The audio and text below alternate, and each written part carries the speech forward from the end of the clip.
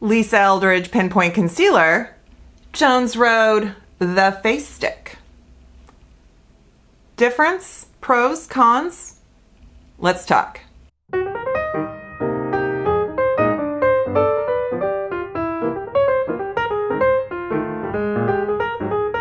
Hey everyone, welcome to my channel. It's Rebecca, and I recently purchased the Lisa Eldridge Pinpoint Concealers. She has trademarked Pinpoint Concealer, and this has been her method. She has been a makeup artist since the 90s. Her story is incredible because I relate so much to it. In her 20s, in the 90s, she had terrible acne, and she was always on these sets working with models, and she wanted to figure out how to disguise her blemishes without calling attention to them and wearing a lot of makeup. And she created a technique where she just dabs concealer pinpoint strategically. And I literally had the same thing in my 20s, working in the cosmetics industry at the department store, and and having horrible acne. And we would just, before a shift, take turns going around the department finding different concealers without our managers seeing them, because we had to wear, the brand we were representing. And we would do just all kinds of tricks to kind of dab stuff on. And I was working at the Clinique counter, and I was supposed to be the epitome of flawless skin. Very unrealistic. Anyway, and then I watched Wayne Goss review the Lisa Eldridge, and he compared it to the Jones Road. And I thought, well, that is actually a very logical, analogous, conclusion, because this is supposed to be kind of a one and done all over wherever you want to conceal.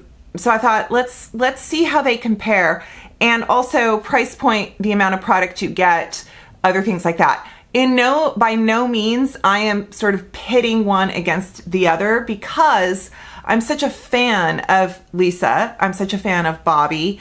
They are both accomplished and remarkable in their niche, so I would never do that. And plus, you know what? There's room for everyone, and I love having choices. You know how this works. I think what I'm going to do is I'm going to conceal as if I'm mapping out my face. Let me remember. Oh no, I got 3 and 4, sorry. 3 and 4. And if you look, the 3 looks a little yellower than the 4. The 4 looks very peachy. And they are, do they screw? Yes, they screw up. They don't sharpen. So I like that, because I think you lose product when you sharpen. So you only get, that was the thing on here, that's kind of crazy. You only get 0.4 grams. And in America, that's 0.014 ounces. And I think I paid $34 for them each. The Jones Road, you get 0.1 ounce or 2.9 grams. So you get 3 times the amount of product. 0.4 versus almost 3 whole gram, like wow. Okay. And I have shade 7 and shade 2. So I remember I kind of went all over the, all right, I'm going to take number 3 here. And I might even kind of go a little close up. I'm just gonna, first of all, see how it looks, and see how shade 3 even looks. The idea, let's find a blemish. Okay, right here. This might be too light. So she encourages kind of a scribble. And the reason for that is so that it can kind of create a topography over the skin It's mattifying. My skin is so luminous right now and dewy from sunscreen that I don't think it's gripping. Maybe I do need some tint. Okay, so that's the shade 4.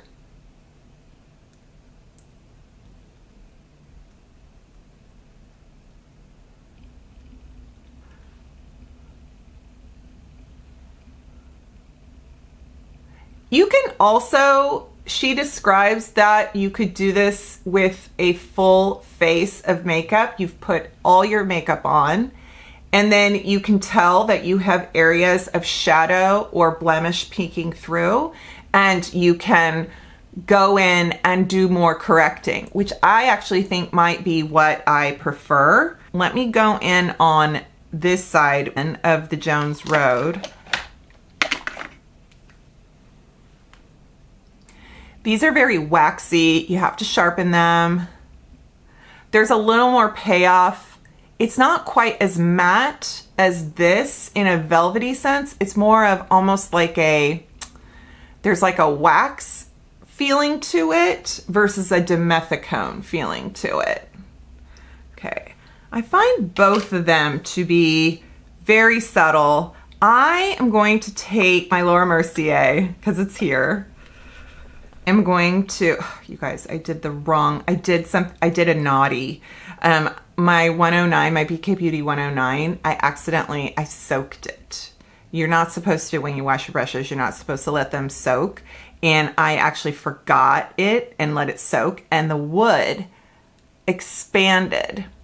And then what that does is it pops the glue in the ferrule, and then when it dries, it retracts. So your ferrule is loose. Do better, Rebecca. So this is the Laura Mercier. This is the Real Flawless foundation. I am doing an all over application, but I'm also kind of doing it very light-handed, very selective. And I'm going to use, because it's here, I'm not trying to be bougie, my Hourglass Veil. This was like a Sephora Rouge, just in arm's reach.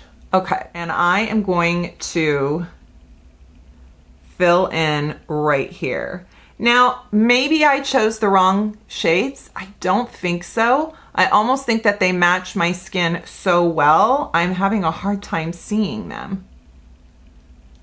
I do feel like there is something a little bit magic about this product, and that you kind of, it feels like a Photoshop tool. Like, I feel like I'm going in with my stylus on Facetune and like just kind of, you know, like that's what I feel like. I'm going to cover up some of these veins.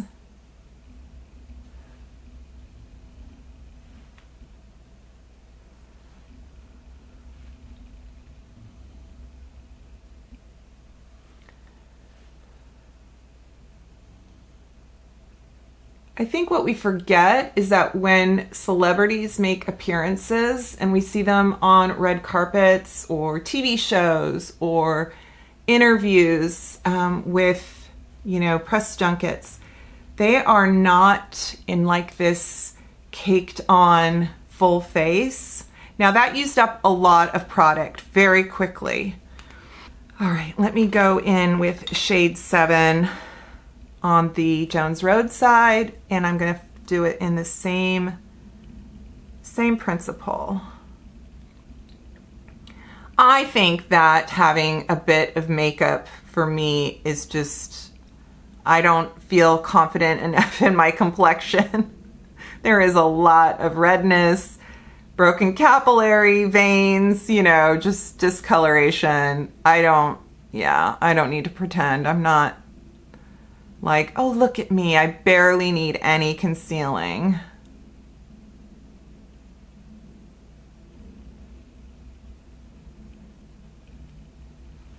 Okay. And I like that finish too. And it's a thicker product, you know, it feels a little more crayon-like, but the warmth of my finger really does blend it in, and I don't feel it. So I'm like looking at my face and going, okay, this is very, very natural, not very made up, but I think I look better than when I started the video. I should put a like freeze frame screenshot here to just kind of give you a, yeah. So let's do more makeup. Let's do more makeup.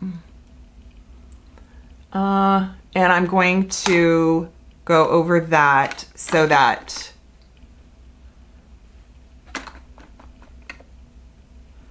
I can set that. I can put some more eyeshadow on.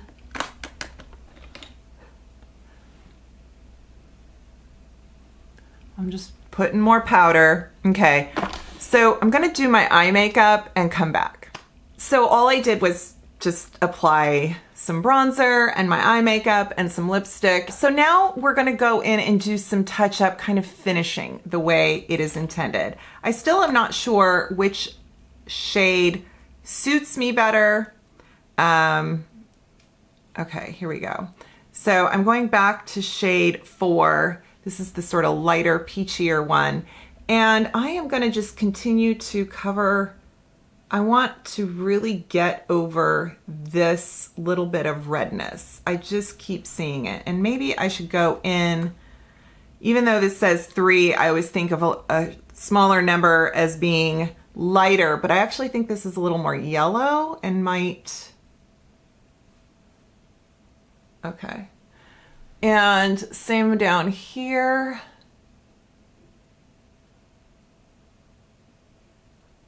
I'm sort of cross-hatching it because the way she explained it, the way Lisa explained it in her video, was it helps the product to kind of work around the texture if you create a different elevation, sort of, you know?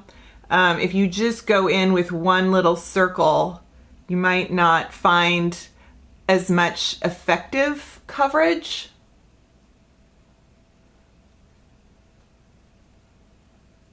Yeah. Something else I think I'm going to do is right here. Obviously, you can use a brush if you want. I think there's just, it's just, my skin right now is a little too emollient. That is what I'm noticing. Yeah, it's so strange. I do like it around my nose. This is very helpful. And then let's do right here. Okay, so right here, I'll be in my car, my makeup is on, and I look in my little sun visor mirror and I go, why does it look so dark under my eyes? Like, why does it look like I have eyeshadow down here under my eyes? And I think it's a shadow. And so I'm kind of always obsessed with that. So I think that this will really do me, I might just keep this, take this with me, you know, and then I can just fill in where I think I'm seeing shadows or mistakes. The Jones Road, what this video, doing this video has kind of given me this renewed enjoyment of the Jones Road, because I know not everyone liked it because they thought, oh, it's not this concealer where you put the triangle of concealer and, you know, fill it all in. It is really meant to kind of play and you know, dot, apply, go in, spread. Yeah. And I'm thinking I get a little more coverage with the Jones Road. I don't know if that helped at all, or if that maybe brought...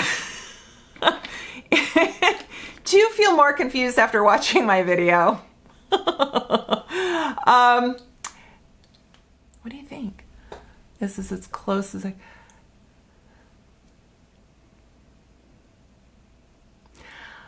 You know, okay, this is going to be my concluding thoughts for you to take to ponder.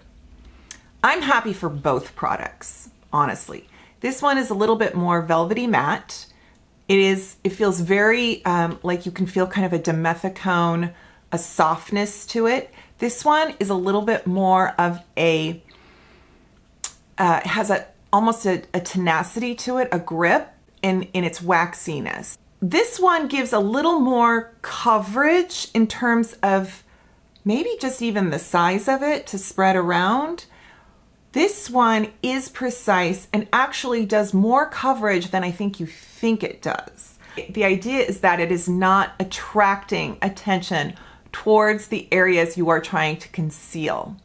It is practically invisible on the skin, but also camouflaging what's there. So just like a camouflage tent works in the desert, in a military operation, you know, it's overhead, so anything looking down on it, it looks like the surroundings. You don't know what's under there. And I feel like that's what the Lisa Eldridge is. It's sort of this camouflage that sits on top of any of your blemishes, any of the things on your face that you want to just not be obvious on the surface. And then this feels more like a makeup, something you're physically going in to work around, still camouflages. I hope that that is not too verbose. But again, this was never intended to kind of pit one against the other. For us, for residents outside Europe and the UK, this may be harder to get your hands on or a little more expensive. Even Jones Road, for those of you like out in Australia or maybe in, I know that Jones Road I think is in London, so I think it's at Liberty. So I don't think that this is hard to get for European viewers, but I'm guessing here. I don't know. So sometimes shipping and taxes can be very high. I think it's great having choices. I think makeup artists giving us their tools is such a neat thing that we have in our modern day of accessibility and kind of this parasocial feeling of being you know, more intimate with these artists and professionals in their field. So those are my concluding thoughts, and I will leave links in my description box for you to, if you choose to purchase either of them, both of them. I'm happy to have both of them. I understand that's not everyone's. Yeah, I feel like this one kind of does a thing where I could scribble it on my face and not blend as much, whereas this one I would blend a little more. So if you needed something that was more portable and you didn't want to touch it with your finger, maybe the Lisa Eldridge. Price per ounce per product, this is a better value. This is more economical than this. Doesn't make it better for you, okay? That is the whole, you get what I'm talking about. Thank you so much for watching. If you are new because YouTube had my account on the trending page, hello, welcome. Thank you so much if you subscribed. I am floored. If you, and then there's those that probably subscribed and then hightailed it out of here. But if you're new here, thank you, welcome. And if you've been watching and lurking but haven't subscribed, I would love it for you to subscribe. That would just make my day and it would make me so happy. And tell your friends that there are 50+ creators out here on YouTube doing the work. We're here for you. I'm here for you. Okay, take care. I'll see you next time. Bye.